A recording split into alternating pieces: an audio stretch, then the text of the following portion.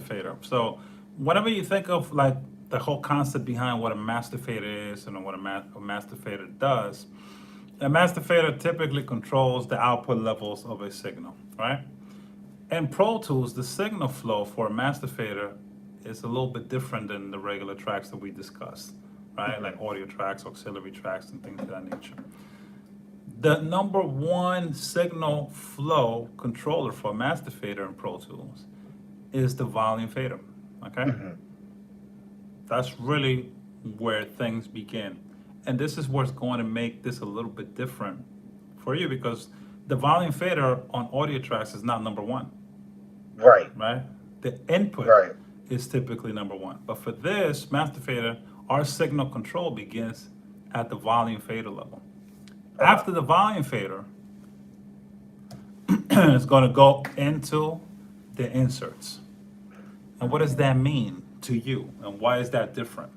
Well, it means that our inserts or master faders come after the fader. We call that post fader, right? Versus Yeah. what we call pre fader from regular tracks. And what's the difference? Well, the difference between that is that if I have a track here and I have a plugin on this track right here that I was just showing you, right?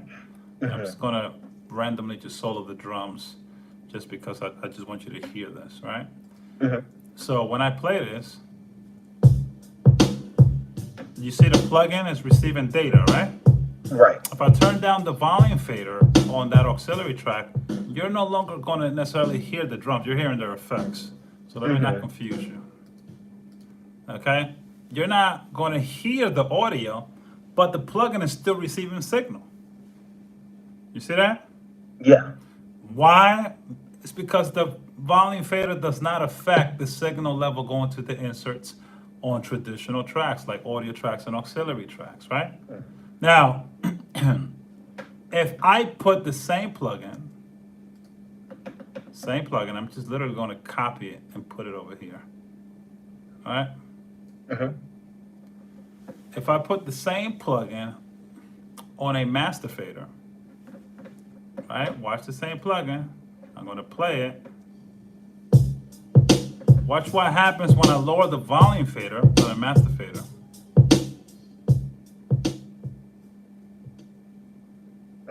Okay. You see that?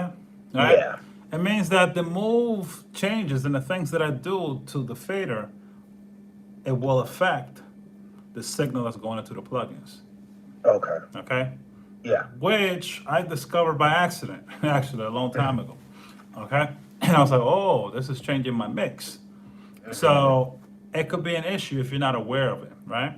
Right. But it can also be a benefit because you can control the signal before it gets into the plugins with the master fader. So Okay. in this aspect of it, it makes the master faders inside the Pro Tools software a little bit interesting, right? Right. So let's look at it. Let's talk about it, right? So that's the inserts. After the inserts, it goes into the output. The master fader does not have an input and it does not have sends. If you look at the master fader in Pro Tools, you can see it. It doesn't have an input and it doesn't have a send. Okay. You see that? So Okay. This might be a stupid question, not a question, but more of a statement. But because it doesn't have inputs and it only has outputs, that's the big reason on why you can change the volume and the signal will actually be affected. you can look at it from that perspective. I mean, there's nothing wrong with looking at it from that perspective. Okay. It's really the flow and how it was designed in Pro Tools, you know? So, but if you want to look at it from that perspective, that's fine. I don't know the reasoning behind it, but that's the whole concept, right? The whole point is we're understanding the signal flow, how the signal goes Right. from one place and it goes to the other place, right? Most people that use Pro Tools do not understand this. Trust me, I've taught Yeah. like, famous engineers what I'm teaching you right now, and it blows their mind because most people use master faders and they add a whole bunch of plugins on their master faders, right? And then, some may add fades on their master faders. When you're fading something out, you're moving the volume level on the master fader. It's affecting the signal that's going into the plugins. You understand that? Yeah. Because the plugins on master faders are post fader, and that's the difference. Does that make sense? Not really. That second part, no, not really. Well, the just to kind of break it down is this, right? Let's say I automated this, right? We talked about automation, and let's say Hmm. my song was playing. Now, for EQ, it's something different, but if I have a compression plugin that's applied to this, that is, it relies on the dynamic changes, so the input going to a threshold setting, right? And this plugin is not going to affect, and I'll pick something a little bit more traditional so you can see it. A plugin that's a little bit more traditional in the sense of the design, right? So if I select a plugin like this Hmm. that relies on the signal hitting the input of that track, see that? If the signal Yeah. fails below the threshold, it's going to naturally change the way it sounds. Yeah. See that? Versus Yeah. this. See that? Uh huh. See that? Which Okay. can have, a bad effect on your mixes if you don't know what you're doing. Okay? Right. So, on that aspect, you have to be careful. But to me, I use that to my advantage, right? Does that make sense? Hmm. And what do I do, right? So, check this out, man.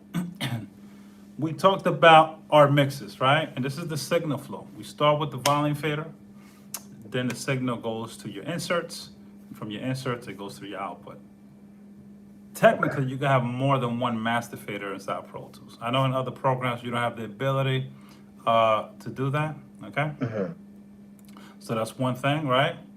But in Pro Tools, we do have the ability of creating multiple master faders, okay? Okay. So remember we talked about that submix? Yes. We can assign a master fader to whatever output we want it to control, okay? So that's the main thing. So Okay. I can assign it to control a bus, right? Or a Oh, virtual connection. okay. By default, you can assign the main master fader to the main output so you can control that signal that's going to the output of your speakers. But what I can do, I can connect or I can control the input that's going for my drum tracks, the drum sub, right?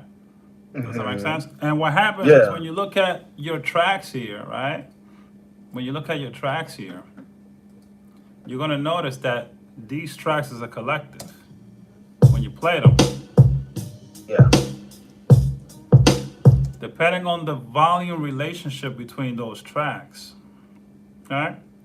As you move this up or down or whatever, if these tracks are grouped, which I'll create a quick group for these, right? As you move these tracks up or down, it could affect the signal that's going into here. So if I lower all these, you're gonna see that the signal going into my subgroup is very low. If these are really Right. loud, I can distort the signal going into those tracks, right? Okay. So the question is, how do I control that, right? What I can do is I can create a master fader, right? I have an additional one, the main one here, and this one Hmm. is assigned to my drums, right? And because I have this assigned to my drums, I can just assign it to that bus, which is called Will Drums, right? So I'll find it, and what it allows me to do, it allows me to do what we call gain staging. I can control that signal with this master fader. Check it out. Separate than the rest of the tracks in the session. Check it out. Can I find it? Why was she trying? Okay. See that? Which means what? Yeah. I can control that signal. Remember how I told you you can't change the signal going to plugins on these kind of tracks because Uh huh. they're pre-fader. Well, with the master fader, I can control the signal going to the plugins. Can I find it? Why was she Okay. trying? So that's just a little bit of a little gem when it comes to using master faders inside Pro Tools, And if you really Uh, understand the power of these things, you can actually take control of your mixes and enhance the yeah. sonic picture of everything that you're trying to do and deliver within your mixes. Most people don't understand this process, but this is just a little gem that I'm giving to you. Okay. Wow. No, like this. People. Wow. I'm a little bit blown